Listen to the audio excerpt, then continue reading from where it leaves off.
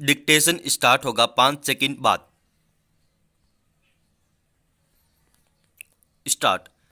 नए कृषि कानूनों के विरोध में किसानों को आंदोलन करते 7 महीने हो गए। सरकार ने कई दौर की बातचीत की, मसले को सुलझाने का प्रयास किया, पर किसान अपनी मांगों पर अड़े रहे। प्रशासन ने उन पर बंदिशें लगाने की कोशिश की ताकि यह आंदोलन कमजोर पड़ जाए, किसान अपने घर लौट जाएं, मगर वे डटे रहे। हाड़ कांपती ठंड, ऊपर से भारी बरसात और फिर लू के थपेड़े भी उनका हौसला नहीं तोड़ पाए। अब 7 महीने पूरे होने पर संयुक्त किसान मोर्चा ने एक बार फिर अपना दम दिखाया और दिल्ली उत्तर प्रदेश की गाजीपुर सीमा पर भारी संख्या में किसान ट्रैक्टर लेकर पहुंच गए। पूरे देश में राजभवन की घेराव का प्रयास किया गया। किसान मोर्चा ने ऐलान किया है कि अब वह हर महीने की 26 तारीख को इसी तरह ट्रैक्टर रैली निकालेगा। उधर केंद्रीय कृषि मंत्री ने फिर दोहराया है कि सरकार किसानों से बातचीत के लिए तैयार है। वह किसानों की तरफ से आने वाले प्रस्ताव का इंतजार कर रही है। फिर उन्होंने यह भी साफ किया कि सरकार कानून किसी भी रूप में वापस नहीं लेगी।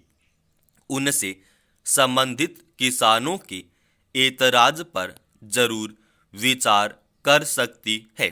यानी सरकार यह तो दिखाना चाहती है कि वह बातचीत के पक्ष में है, मगर किसानों की मांग पर विचार करने को तैयार नहीं है। इस तरह तो बातचीत कभी संभव नहीं होगी। सरकार और किसानों के बीच जो आखिरी बातचीत हुई थी, उसमें सरकार ने कुछ तल्ख अंदाज में कह दिया था कि कानून वापस लेने का कोई सवाल ही नहीं उठता, और फिर बातचीत एकदम से खत्म कर दी गई थी। किसी भी मुद्दे पर बातचीत एक तरफा शर्तों पर कभी संभव नहीं होती। सरकार का रुख शुरू से कड़ा ही नजर आया है, तो किसान भी किसी तरह झुकने को तैयार नहीं है। ऐसे आंदोलनों में सरकार से अपेक्षा की जाती है कि वह या तो कुछ झुककर मांगों को मान ले या फिर अपने पक्ष में आंदोलनकारियों को संतुष्ट करे। अगर सचमुच तीनों नए कृषि कानूनों से किसानों को लाभ मिलने वाला है और खेती किसानी की दशा सुधरने वाली है, तो सरकार को पूरे तर्क के साथ इन्हें लेकर किसानों में फैले भ्रमों का निवारण करने का प्रयास करना चाहिए।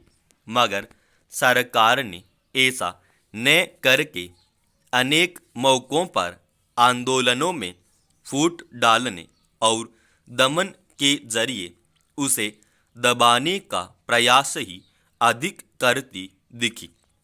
सरकार के रुख को देखते हुए स्वाभाविक ही सवाल उठते रहे हैं कि आखिर वह इसे लेकर इस तरह जिद पर क्यों अड़ी हुई है, जबकि गैर भाजपा शासित राज्यों की सरकारों ने साफ कर दिया है कि वे अपने यहाँ इन कानूनों को नहीं लागू करेंगी।